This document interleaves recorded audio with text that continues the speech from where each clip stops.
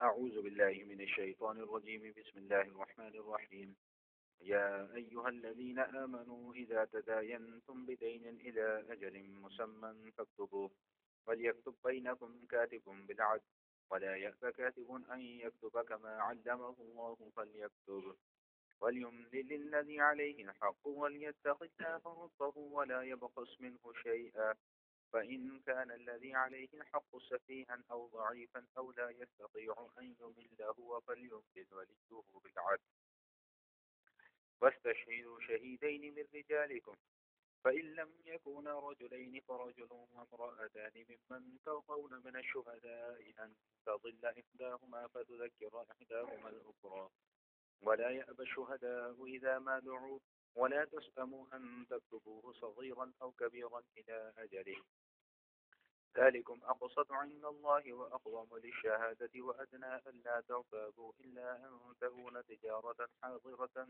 تديرونها بينكم فليس عليكم جناح ألا تكتبوها وأشهدوا إذا تبايعتم ولا يضار كاتب ولا شهيد وإن تفعلوا فإنه فسوق بكم واتقوا الله ويعلمكم الله والله بكل شيء عليم وإن كنتم على سفر ولم تجدوا كاتبا فرهان مقبوضة فإن أمن بعضكم بعضا فليؤدي الذي اؤتمن أمانته وليتق الله ربه ولا تكتموا الشهادة ومن يكتمها فإنه آثم قلبه والله بما تعملون عليم صدق اللہ العظیم. گزشتہ آیات میں قرض دار کو مہلت دینے کا بیان تھا. آج جو 2 آیات تلاوت کی گئی ہیں ان میں قرض کے لین دین کے متعلق کچھ احکام کو بیان کیا گیا ہے. جیسا کہ میں گزشتہ نشست میں بھی یہ بات عرض کر چکا کہ اللہ کے نزدیک نہایت پسندیدہ عمل ہے کہ اگر کوئی قرض خواہ اپنے مقروض کا قرضہ معاف کر دیتا ہے یا اس کو مہلت دے دیتا ہے.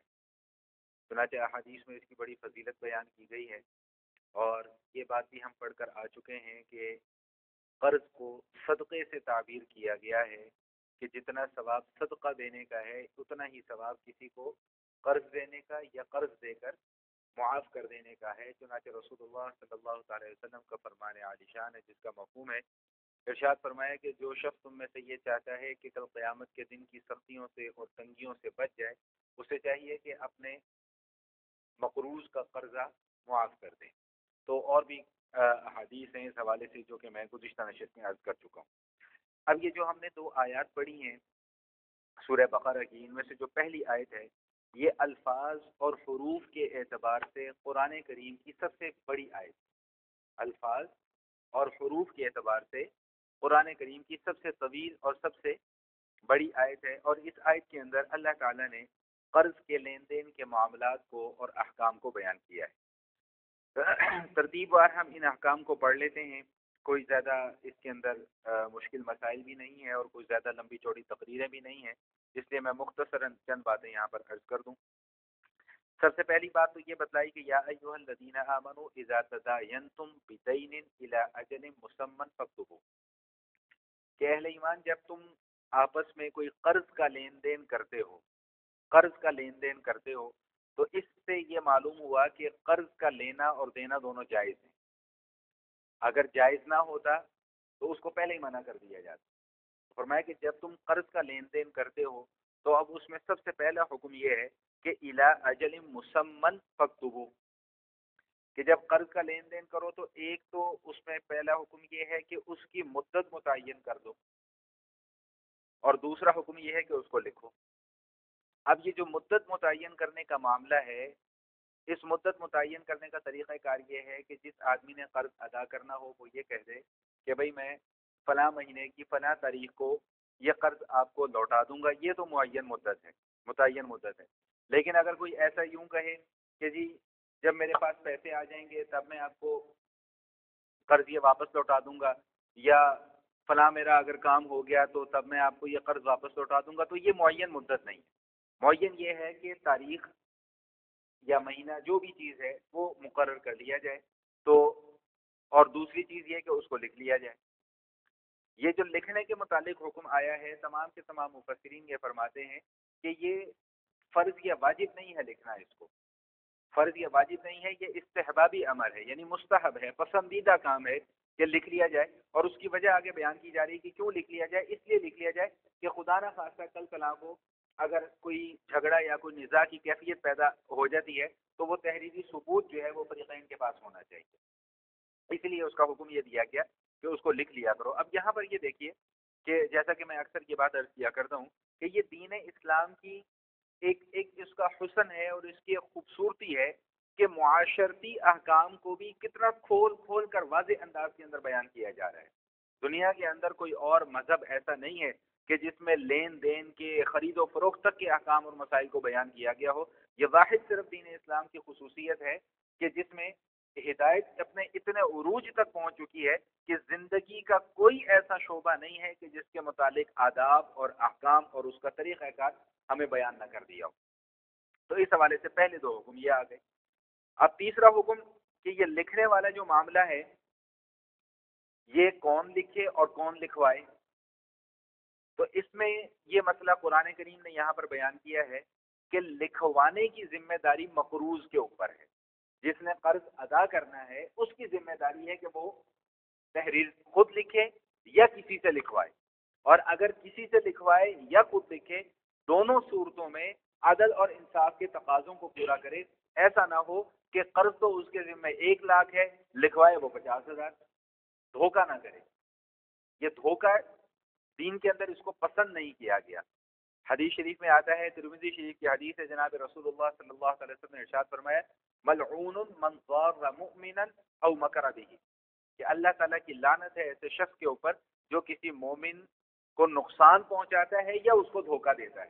تو یہ دھوکہ دینا یا نقصان پہنچانا یہ کسی صورت میں شریعت کے اندر اس کو جائز قرار نہیں کیا گیا. تو اب اس میں لکھنے کی جو مضمون کی تحریر جو ہے اس کو لکھوانے یا لکھنے کی ذمہ داری یہ مقروض کے اوپر ڈال دی گئی ہے، کیونکہ قرض اس نے ادا کرنا ہے، اس لیے تحریر بھی وہی لکھوائے گا. ایک حکم یہ بیان کیا گیا. اور دوسرا حکم یہ بیان کیا گیا کہ اگر کسی سے تحریر لکھوانی ہے، جیسا کہ یہ بیٹھے ہوتے ہیں وثیقہ نویس وغیرہ بیٹھے ہوتے ہیں، ان کا ایک خاص اصطلاحات ہوتی ہے تحریر کی، وہ استعمال کرتے ہیں. اس میں اب کاتب کی یہ ذمہ داری ہے کہ اگر اس کو کتابت کے اوپر مامور کیا جائے کہ بھئی یہ میرا اور فلاں صاحب کا معاملہ ہے، یہ آپ نے اس کو ضبط تحریر میں لے کر آنا ہے، اس کو آپ نے لکھنا ہے، تو اب کاتب کے لیے انکار کی گنجائش نہیں. وہ انکار نہیں کر سکتا، اس کو چاہیے کہ لکھے. یہاں پہ اللہ تعالیٰ نے جو بات بیان فرمائی ہے بڑی خوبصورت بات بیان فرمائی ہے کہ جو لکھنے کی نعمت اللہ پاک نے اسے عطا فرمائی ہے، لکھنے کی جو صلاحیت اللہ تعالیٰ نے اس کو عطا فرمائی ہے، اسے چاہیے کہ اس لکھنے کی صلاحیت کو دوسروں کے نفع کے لیے استعمال کرے. اب ہر کوئی تو لکھنا پڑھنا جانتا نہیں ہے، اور اگر لکھنا پڑھنا جانتا بھی ہے، جیسے الحمدللہ ہم سب لوگ لکھنا پڑھنا تو جانتے ہیں، لیکن جو قانونی اصطلاحات ہیں وہ ہم میں سے شاید صرف انہی لوگوں کے علم میں ہوتی ہیں جو کہ قانون کا علم جنہوں نے پڑھا ہوا ہے. نہ میرے علم میں ہے نہ آپ کے علم میں ہے. جو خاص قسم کی اصطلاحات ہوتی ہیں اور خاص قسم کا جو مضمون بنایا جاتا ہے وہ مضمون صرف وہی لوگ جانتے ہیں جن کا یہ کام ہے، ہم لوگ نہیں جانتے. تو اگر ہم کسی سے مطالبہ کرتے ہیں کہ بھئی آپ یہ مضمون جانتے ہو، میرا فلاں اور فلاں کا معاملہ ہو رہا ہے، تو اب اس کے لیے انکار کی گنجائش نہیں ہے. اللہ تعالیٰ نے یہاں پر اپنی نعمت سے اسے تعبیر کیا ہے کہ لکھنے کی صلاحیت اگر اللہ تعالیٰ نے کسی کو عطا فرمائی ہے تو اسے چاہیے کہ اس صلاحیت کو استعمال کرے اور لوگوں کے لیے اس کو نفع مند ثابت ہو، اس کے ذریعے سے کوئی نقصان جو ہے وہ کسی کو نہیں پہنچنا چاہیے. چوتھا حکم یہ بیان کیا گیا کہ اگر کوئی فریقین میں سے کوئی ایسا شخص ہے، لینے والا یا دینے والا، دونوں میں سے کوئی ایک ایسا شخص ہے کہ جو نہ لکھ سکتا ہے نہ پڑھ سکتا ہے، یا خدا نہ خواستہ کوئی ایسا شخص ہے کہ جو خود تو جس کے پاس عقل نہیں ہے، مجنون ہے، اور اس کے مال کے اوپر کوئی ولی مقرر ہے جو اس کے مال کی حفاظت کرتا ہے، تو پھر ایسی صورت میں جو لین دین کے معاملے کا جو اختیار ہوگا وہ اس شخص کے ولی کو ہوگا، جو اس کا وکیل بنا ہوا ہے اس کو پھر اس معاملے کا اختیار ہوگا کہ وہ تحریر لکھوائے. اور اس کے متعلق بھی یہ حکم بیان کر دیا گیا کہ تحریر لکھنے اور لکھوانے کے معاملے میں جو ہے کوئی ذرہ برابر بھی کمی بیشی نہیں ہونی چاہیے. لکھنے اور لکھانے کے معاملے میں عدل اور احسان کے جتنے بھی معاملات ہیں ان سب کو بروئے کار لانا چاہیے، ملحوظ خاطر رکھنا چاہیے، اور اس کے بعد پھر تحریر لکھنی چاہیے. پانچواں حکم یہ بیان کیا گیا کہ وَاسْتَشْهِدُوا شَهِيدَيْنِ مِن رِجَالِكُمْ فَإِن لَّمْ يَكُونَا رَجُلَيْنِ فَرَجُلٌ وَامْرَأَتَانِ مِمَّن تَرْضَوْنَ مِنَ الشُّهَدَاءِ أَن تَضِلَّ إِحْدَاهُمَا فَتُذَكِّرَ إِحْدَاهُمَا الْأُخْرَى. ایک تو استحبابی کام یہ ہے کہ معاملے کو لکھ لیا جائے، اور دوسرا استحبابی کام یہ ہے کہ لکھنے کے ساتھ ساتھ اس کے اوپر دو گواہ بھی قائم کر لیے جائیں، تاکہ وہ موقع کے اور اس معاملے کے گواہ بن جائیں کہ ہاں بھائی واقعتاً ان دونوں بندوں کے درمیان میں یہ معاملہ ہوا تھا. اب گواہوں کے متعلق جو ہے وہ شریعت نے بڑا معاملہ بیان کیا ہے. شریعت یہ کہتی ہے کہ اگر کسی شخص کو گواہی دینے کے لیے بلایا جائے تو اب اس کے اوپر لازم ہے کہ وہ گواہی دے، آ کے وہ گواہی سے انکار نہیں کر سکتا، وہ گواہی سے انکار نہیں کر سکتا اگر وہ کسی معاملے کو جانتا ہے. لیکن یہ اس وقت کا معاملہ ہے جب کسی معاملے میں وہ گواہ بن چکا ہو، اور گواہ بننے کے بعد پھر ضرورت پیش آ رہی ہے گواہی دینے کی، تو اب اس کے لیے جائز نہیں ہے کہ وہ اس گواہی دینے سے انکار کر سکے. پہلا مسئلہ یہ سمجھ لیجئے کہ گواہ کیسے ہونے چاہیے.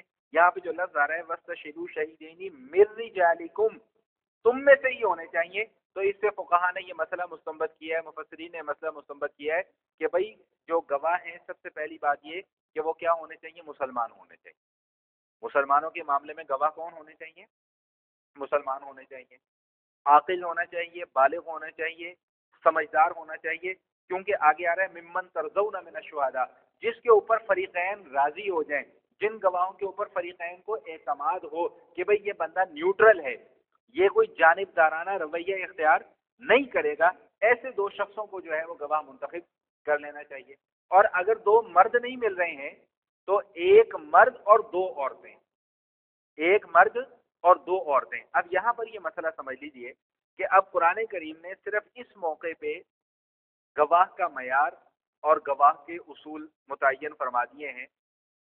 اب یہ گواہ کے معیار جو اس موقع پہ لین دین کے موقع پہ جو مقرر کر دیا گیا ہے، جتنے بھی معاملات شریعت کے ایسے ہیں کہ جہاں پر گواہوں کی ضرورت پڑتی ہے، علماء امت کے نزدیک اجماع اس بات پر کہ ہر جگہ وہاں پر گواہ کے لیے یہی اصول چلے گا، کیونکہ اس موقع پہ قرآن کریم نے بیان کر دی ہے.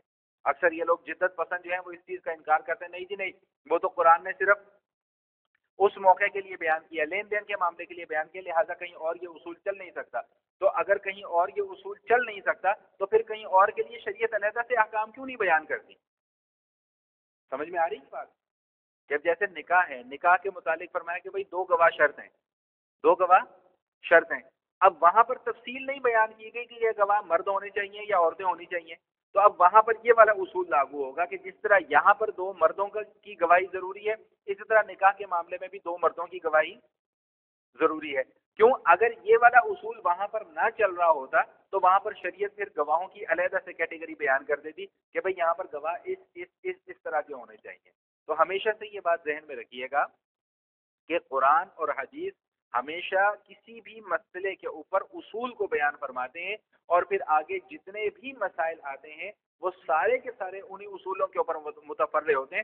وہاں پر ہمیں پھر کوئی نئی چیز نکالنے کی ضرورت محسوس نہیں ہوتی. یہ قرآن کا حسن ہے، یہ حدیث کا حسن ہے، یہ دین اسلام کا حسن ہے کہ انہوں نے موٹے موٹے اصول مرتب کر دیے ہیں. اللہ تعالیٰ نے موٹے موٹے اصول بیان کر دیے ہماری آسانی کے لیے کہ آئندہ جو بھی مسائل تمہیں پیش آئیں وہ تم نے ان اصولوں کو مد نظر رکھتے ہوئے ان مسائل کے اوپر سارے کے سارے معاملات کرنے.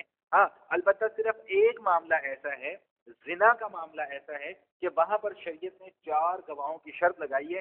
یہ 4 گواہوں کی شرط کیوں لگائی ہے؟ جب ہم پہلے سورہ نور کے درس میں تھے، میں وہاں بھی اس کی تفصیل بیان کر کے آ چکا ہوں. انشاءاللہ جب آئندہ ہم اس موقع پر پہنچیں گے تو وہاں پر پھر اس کی تفصیل بیان کروں گا اگر زندگی رہی. وہاں پر میں نے اس موقع پہ کافی ڈیٹیل کے ساتھ اس مسئلے کے اوپر گفتگو کی تھی. اب یہ جو 2 عورتوں کا مسئلہ بیان کیا، عورتوں کے متعلق یاد رکھیے گا کہ فطرتاً عورت کو اللہ تعالیٰ نے کمزور پیدا کیا ہے. اس میں کوئی جو ہے وہ خدا نہ خواستہ عورت کے اوپر کوئی جبر یا کوئی زبردستی مسلط نہیں کی گئی ہے.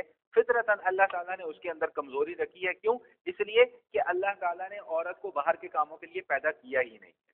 مرد کو اللہ تعالیٰ نے فطرتاً مضبوط بنایا ہے، جسمانی اعتبار سے بھی، ذہنی اعتبار سے بھی، ہر اعتبار سے مرد کو اللہ تعالیٰ نے قوت بخشی ہے.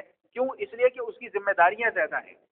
اس نے باہر جانا ہے، بازار بھی اسی نے جانا ہے، محنت مزدوری بھی اسی نے کرنی ہے، کمانا بھی اسی نے ہے، کھلانا بھی اسی نے ہے، پہنانا بھی اسی نے ہے، اڑانا بھی اسی نے ہے، گھر بار کا انتظام بھی اسی نے کرنا ہے. عورت کے اوپر ان میں سے کوئی بھی ذمہ داری نہیں ہے.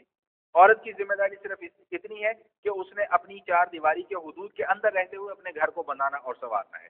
اس لیے فطرتاً اللہ تعالیٰ نے مرد کو قوی بنایا ہے اور عورت کو کمزور بنایا ہے، عقل کے اعتبار سے بھی اور جسمانی اعتبار سے بھی. رسول اللہ صلی اللہ علیہ وسلم نے فرمایا کہ ہن ناقصات العقل والدین، اور خواتین جو ہیں ان کا دین بھی ناقص ہے اور ان کی عقل بھی ناقص ہوتی ہے. لیکن اس کا یہ مطلب ہرگز نہیں ہے کہ خدا نخواستہ اس حدیث کو بیان کرنے کا یا حدیث میں نبی علیہ الصلوۃ والسلام نے کوئی عورتوں کی تحقیر بیان کی ہے، نہیں. اور عورتوں کے ایک مجموعی کیفیت تو نبی علیہ الصلوۃ والسلام نے بیان کیا ہے. اب دین دیکھیں ان کا ناقص ہے. ہر مہینے میں ان کے مخصوص ایام ایسے آ جاتے ہیں کہ جس میں وہ نماز نہیں پڑھ سکتی ہیں، جس میں وہ روزہ نہیں رکھ سکتی ہیں، جبکہ مردوں کے ساتھ یہ معاملہ نہیں ہے. اور اس میں عورتوں کے لیے کتنی آسانی ہے کہ جو نماز ان ایام میں چھوٹ جاتی ہے ان کی قضا بھی کوئی نہیں ہے. مردوں نے تو ہر حالت میں نماز پڑھنی ہی پڑھنی ہے، نہ کوئی ان کا دن نماز کی چھٹی ہے نہ کسی رات نماز کی چھٹی ہے. اور عورتوں کے اوپر اللہ نے کتنی آسانی رکھی ہے کہ کسی کے 3 دن ہے، کسی کے 5 دن ہے، کسی کے 7 دن ہے، تو ان 7 دنوں میں جو نماز نہیں پڑھ رہی ہے اس کی قضا بھی ان کے ذمہ کوئی نہیں ہے. اس سے زیادہ آسانی عورتوں کو اور کیا چاہیے؟ سمجھ میں آ گئی بات؟ تو اس لیے اللہ تعالیٰ نے فرمایا کہ بھائی جب یا تو 2 مرد گواہ ہوں یا ایک مرد ہو اور 2 عورتیں ہوں. عورتیں کیوں؟ کیونکہ عورتوں میں تھوڑی سی کمزوری ہوتی ہے، فہم کی بھی کمزوری ہوتی ہے. تو اگر کوئی ایک عورت کسی معاملے کو بھول جاتی ہے تو تاکہ دوسری عورت اس کو یاد کروا دے. اب یہاں پہ یہ مسئلہ بھی ذہن نشین فرما لیجئے گا کہ کوئی یہ اعتراض نہ کرے کہ جی بعض عورتیں ایسی ہوتی ہیں جو مردوں سے زیادہ ذہین ہوتی ہیں، تو پھر قرآن کا یہ حکم تو سمجھ میں نہیں آتا. تو دیکھیے قرآن کریم کے اندر یا احادیث کے اندر جتنے بھی احکام بیان کیے جاتے ہیں وہ عمومی احوال کے اعتبار سے بیان کیے جاتے ہیں. عمومی احوال کے اعتبار سے ان میں کسی خصوصی حالت کو مد نظر نہیں رکھا جاتا، عمومی احوال کو مد نظر رکھا جاتا ہے. اور عمومی احوال میں یہی ہے کہ عورت کے متعلق کہ اس کو اللہ تعالیٰ نے فطرتاً چونکہ کمزور بنایا ہے، اس لیے معاملات کے اندر اول تو اس کو آنا ہی نہیں چاہیے. اگر آ گئی ہے تو پھر وہاں پر 2 عورتوں کی گواہی ہوگی، ایک عورت کی گواہی وہاں پر معتبر نہیں ہوگی. چھٹا مسئلہ یہ بیان کیا گیا کہ ولا یأبى الشهداء اذا ما دعوا، جب گواہوں کو گواہی کے لیے بلایا جائے تو ان کے لیے انکار کی گنجائش نہیں ہے. ایک تو یہ مسئلہ ہے اور دوسرا یہ بھی مسئلہ ہے جو آگے بھی آ رہا ہے کہ جھوٹی گواہی دینا بھی حرام ہے. جھوٹی گواہی دینا بھی حرام ہے. یہاں تو کوئی جھوٹی گواہی دے کے کسی مظلوم کے ساتھ ناانصافی کر لے گا، ظالم کا ساتھ دے دے گا، لیکن کب قیامت والے دن اس معاملے کے اوپر اللہ تعالیٰ اس کی طرف سے پکڑ فرمائیں گے. 7واں حکم یہاں پر یہ بیان فرمایا گیا کہ وَلَا تَسْأَمُوا أَن تَكْتُبُوهُ صَغِيرًا أَوْ كَبِيرًا إِلَىٰ أَجَلِهِ، قرض تھوڑا ہو یا بہت ہو اس کے لکھنے میں کوئی دقت محسوس نہ کیا کرو. چاہے 10,000 کا قرضہ ہو، چاہے 10 لاکھ کا قرضہ ہو، اس کو ضبط تحریر کے اندر ضرور لے آیا کرو تاکہ وہ تمہارے لیے ایک سند ہو جائے اور تمہارے پاس ایک ثبوت ہو جائے. اللہ تعالیٰ خود اس کی وجہ بھی بیان فرما رہے ہیں ذالکم اقسط عند اللہ واقوم للشہادہ، کہ اللہ کے نزدیک یہ زیادہ قرین انصاف بھی ہے اور گواہی کے لیے یہ زیادہ مضبوط بھی ہے معاملہ. چاہے چھوٹا قرضہ ہو چاہے بڑا قرضہ ہو اس کی تحریر جو ہے وہ ہونی چاہیے. 8واں حکم یہاں پر یہ بیان کیا گیا کہ جو تم ایسا معاملہ کرتے ہو لین دین کا جو نقد ہوتا ہے وہاں پر نہ لکھنے کی ضرورت ہے نہ گواہ بنانے کی ضرورت ہے، لیکن لکھ لینا اور گواہ بنا لینا بہتر ہے. جیسے ہم دکان پہ جاتے ہیں، چینی دے دو، دکاندار سے کہا کہ بھائی چینی دے دو، انڈے دے دو، ڈبل روٹی دے دو، اسی وقت اس کو پیسے دیے اور چیز اس سے لے لی. تو اس کے متعلق فرمایا کہ لکھ لو تو بہتر ہے، نہ تو کم از کم گواہ ضرور بنا لو. تو اب تو وہ حالات نہیں ہے، گواہ بنانا بھی مشکل ہے، لکھنا تو اس کی جگہ بہتر یہ ہے کہ وہ جو دکاندار رسید کاٹ کے دیتا ہے وہ رسید اس سے لے لیجیے تاکہ کل کو دکاندار یہ دعویٰ نہ کر سکے کہ بھئی یہ آدمی میری دکان سے فلاں مال چوری کر کے لے کے گیا تھا. سمجھ میں آ گئی بات؟ یا یہ کہ خریدنے والا یہ دعویٰ نہ کر سکے کہ جی میں نے تو اس دکان سے یہ چیز خریدی ہی نہیں تھی. ٹھیک، تو اس لیے وہ رسید جو ہے وہ بھی تحریر کا بھی قائم مقام ہے اور وہ گواہ کے بھی قائم مقام ہے. لیکن یہ اس معاملے میں ہے جب معاملہ نقد ہو رہا ہو، اس کے اندر ادھار کی کوئی صورت نہ بن رہی ہو، تو وہاں پر بھی شریعت نے یہ ہمیں رخصت دے دی ہے کہ نہ لکھو کوئی حرج نہیں ہے لیکن لکھ لینا بہتر ہے. وَأَشْهِدُوا إِذَا تَبَايَعْتُمْ، اور جب تم کوئی خرید و فروخت کا معاملہ کر رہے ہو تو وہاں پر پھر گواہ بنا لیا کرو. اب گواہ میسر نہیں تو دکاندار سے وہ رسید دے دینی چاہیے. اب آگے آخر میں آگے جو ایک بڑا اہم مسئلہ بیان کیا جا رہا ہے جو اس وقت ہمارے معاشرے کے اندر بکثرت یہ چیز موجود ہے کہ ولا یضار کاتب ولا شہید، کہ جو معاملے کو لکھنے والا ہے اور جو معاملے کے گواہ ہیں انہیں کسی قسم کا نقصان نہ پہنچایا جائے، انہیں کسی قسم کا نقصان نہ پہنچایا جائے، ان کو کانٹا بھی نہیں چبایا جا سکتا، حرام ہے، حرام ہے ان کو نقصان پہنچانا۔ اب ہمارے یہاں کیا ہوتا ہے، ہمارے معاشرے کے اندر عدل تو ہے ہی نہیں، انصاف تو ہے ہی نہیں، یا تو پیسے دے کر جھوٹی گواہیاں دلوا دی جاتی ہیں، وہ بھی حرام، یا اگر کوئی آدمی سچی گواہی دینا چاہتا ہے تو اس کو پہلے ہی راستے سے ہٹانے کا انتظام کر دیا جاتا ہے۔ کوئی ایک معاملہ تھوڑی ہے، بیسیوں ایسے معاملات، کچھ تو ہمارے مشاہدے میں آ جاتے ہیں، کچھ پڑھنے میں آ جاتے ہیں، کچھ نہیں آتے پڑھنے کے اندر، کوئی کچھ نہیں آتے مشاہدے کے اندر۔ لیکن اوور آل جب معاشرے کے اندر سے عدل اور انصاف اٹھ جاتا ہے تو پھر نہ مدعی محفوظ ہوتا ہے، نہ مدعا علیہ محفوظ ہوتا ہے، نہ اس معاملے کے گواہ محفوظ ہوتے ہیں۔ اب اکثر آپ حضرات نے دیکھا ہوگا اخبارات میں بڑے بڑے اشتہارات آتے ہیں کہ بھئی فلاں واقعے کا اگر کوئی چشمدید گواہ ہے تو وہ گواہ جو ہے وہ ہمیں آ کے اس معاملے کو بیان کرے، اس کا نام صیغہ راز میں رکھا جائے گا۔ کیوں صیغہ راز میں رکھا جائے گا؟ اس لیے کہ اس کو کوئی نقصان نہ پہنچا سکے۔ شریعت نے نقصان پہنچانے کو حرام قرار دیا ہے۔ آج اگر تم ظلم اور ناانصافی کرو گے، نقصان پہنچاؤ گے، تو آگے اللہ تعالیٰ فرما رہے کہ فَإِن تَفْعَلُوا فَإِنَّهُ فُسُوقٌ بِكُمْ، اگر تم نے اس طرح کا کوئی معاملہ کیا تو یہ بہت شدید گناہ ہوگا۔ اور ساتھ ہی ساتھ اللہ تعالیٰ نے یہ بات بھی ارشاد فرما دی کہ وَاتَّقُوا اللَّهَ، دیکھو ان معاملات کے اندر اللہ سے ڈرتے رہو۔ دو قسم کے معاملات ہوتے ہیں، ایک وہ معاملات ہیں جن کا تعلق حقوق اللہ کے ساتھ ہے، ایک وہ معاملات ہیں جن کا تعلق حقوق العباد سے ہے۔ کئی سالوں سے ہم یہ باتیں سنتے چلے آ رہے ہیں۔ حقوق اللہ وہ معاملات ہیں جن کا بندہ اور اللہ کے درمیان معاملہ ہے۔ نماز نہیں پڑھی، اللہ جانے وہ جانے، روزہ نہیں رکھا، اللہ جانے وہ جانے، زکوٰۃ نہیں دی، اللہ جانے وہ جانے، توبہ کر لے گا اللہ معاف بھی کر دیں گے، نہیں توبہ کرے گا کل قیامت والے دن اللہ چاہے گا تو پکڑ کر لے گا، چاہے گا تو معاف کر دے گا۔ لیکن یہ جو حقوق العباد کا معاملہ ہے اس کے اندر سختی بھی اتنی بیان کی گئی ہے، اتنی زیادہ شدت اس کے اندر، اس معاملے کے اندر بیان کی گئی ہے۔ وہ کسی کی زبان سے ایک بڑا خوبصورت جملہ سنا تھا میں نے، اکثر احباب کے سامنے وہ جملہ بیان بھی کیا ہے کہ کیا کہ یہ جو حقوق العباد ہے نا جی، حقوق العباد، ان کے اندر معافی نہیں ہے، ان کے اندر تلافی ہے، تلافی ہے۔ یہاں پر تلافی کرنی پڑے گی اسے، یہاں پر تلافی کر کے جاؤ گے تو پھر آخرت میں جا کر معافی ملے گی۔ باقی نماز نہیں پڑھی، روزہ نہیں رکھا، صدقہ نہیں دیا، زکوٰۃ نہیں دی، پردہ نہیں کیا، اور کوئی دوسرے شریعت کے احکام کے اوپر عمل نہیں کیا، تو وہ اللہ کی مرضی ہے، وہ چاہے گا تو اس کو معاف کر دے گا، چاہے گا تو اس کا مواخذہ کر دے گا۔ لیکن یہاں پر اگر کسی بندے کو نقصان پہنچایا ہے، کسی کا حق مارا ہے، کسی کی زمین پر قبضہ کر لیا، کسی کا پیسہ کھا لیا، کسی کو جھوٹی گواہی دے کر اس کے اوپر ظلم کر دیا، یا کوئی بھی اس طرح کا معاملہ کیا، تو پھر اس کی نہ پھر یہاں پر جان چھوٹنی ہے نہ وہاں پر جا کر جان چھوٹنی ہے۔ اللہ تعالیٰ واضح الفاظ میں اس تم سے ارشاد فرما رہے ہیں کہ وَإِن تَفْعَلُوا فَإِنَّهُ فُسُوقٌ بِكُمْ، اور ساتھ ساتھ الٹیمیٹم بھی دے دیا کہ وَاتَّقُوا اللَّهَ، ڈرو اللہ سے، وَيُعَلِّمُكُمُ اللَّهُ، اور تم کیا سمجھتے ہو کہ اللہ جانتا نہیں ہے؟ اللہ جانتا بھی ہے اور تمہیں سکھلاتا بھی ہے۔ اللہ یہ احکام اللہ تمہیں اس لیے بیان کر رہا ہے کہ تم اس کے اوپر عمل کرو۔ وَاللَّهُ بِكُلِّ شَيْءٍ عَلِيمٌ، ہر چیز اللہ تعالیٰ کے علم میں ہے۔ تم جھوٹی گواہی دے رہے ہو، سچی گواہی دے رہے ہو، یہ بھی اللہ کے علم میں ہے۔ تم قرض تھوڑا لکھوا رہے ہو، یہ بھی اللہ کے علم میں ہے۔